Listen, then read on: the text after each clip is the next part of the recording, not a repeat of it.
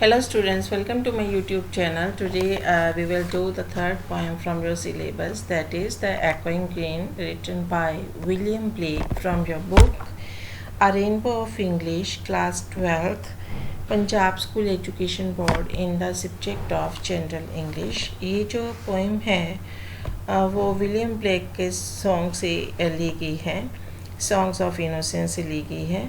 और इस पोएम में उन्होंने एक हरा घास का मैदान बताया है जो कि बहुत ही स्पेसियस है। वहाँ पे जो बच्चे आते हैं, खेलते हैं, चिल्लाते हैं, पंछी जो हैं वो अपने सॉन्ग गाते हैं, ठीक है। और जैसे ही बच्चे जब खेल रहे होते हैं तो जो ओल्ड पीपल, जो बुज़ुर्ग लोग हैं, ओक के वृक्ष के नीचे बैठे हुए हैं, ठीक है, उनको देख के बहुत खुश होते हैं और उन्हें याद आ जाता है कि कैसे वो भी अपने चाइल्डहुड में जो थे खुले मैदान में अलग अलग तरह के जो खेल थे वो खेल के मज़े लेते थे, ठीक है। और किसी भी तरह का उनमें कोई नेगेटिव इमोशन जैसे फियर है, कुछ उदासी है, दुख है, ऐसा कुछ जो था वो नहीं था, क्योंकि वो खेलने में मगन होते हैं। और जब वो खेल के पूरी तरह से थक जाते हैं तो फिर अपने अपने घरों को वैसे ही लौट जाते हैं जैसे कि सूरज छिपने के बाद पंछी अपने अपने घोंसलों में चले जाते हैं। तो ये बहुत ही ब्यूटीफुल पोएम है, ठीक है, जिसमें कि विलियम ब्लेक ने हमें बताया है कि किस तरह से बच्चे जो हैं वो हरे भरे घास के मैदान को खेलते हुए, किलकारियाँ मारते हुए खुशनुमा बना देते हैं। तो आइए इस पोएम को करते हैं। The sun does arise and make the happy skies, the merry bell ring to welcome the spring. कहते जब सूरज उदय होता है तो इस तरह से प्रतीत होता है जैसे कि आसमान है वो बहुत खुश हो गया है, चारों तरफ खुशी की घंटियाँ बज रही हैं और स्काईलार्क और थ्रश नाम के जो पंछी हैं वो झाड़ियों के पीछे से इन घंटियों की बेल की लय में जो है वो आवाज़ की लय में जो है गाना गा रहे हैं।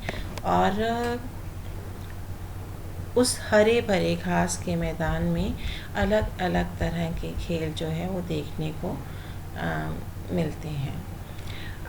Old John with white hair does laugh away care, sitting under the oak among the old folk. अब यहाँ पे वो कहते हैं कि एक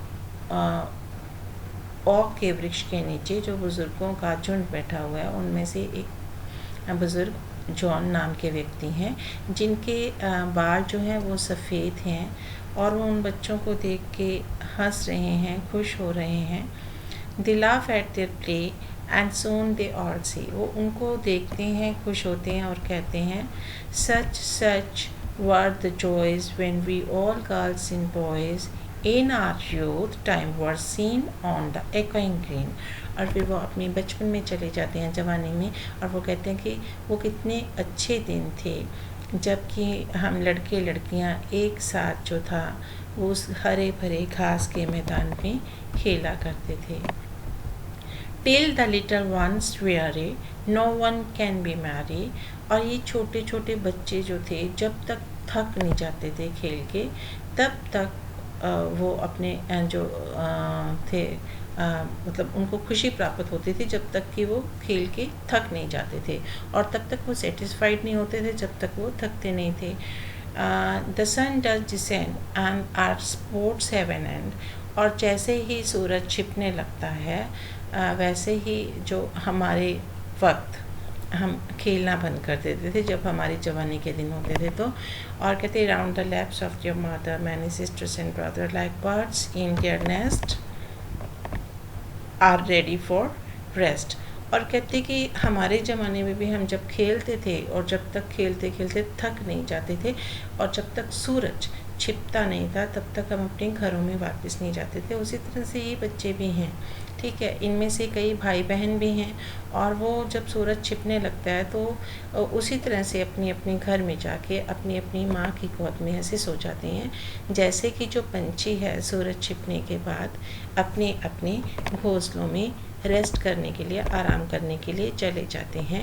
and sports no more seen, और जब अंधेरा हो जाता है उस घास के मैदान में तो फिर वहाँ पे किसी भी तरह का खेल जो है वो नहीं दिखता है, यानी कि कोई भी बच्चा वहाँ पे जो है नहीं खेलता है ऑन द डार्कनिंग ग्रीन, जब वो घास का मैदान में अंधेरा हो जाता है।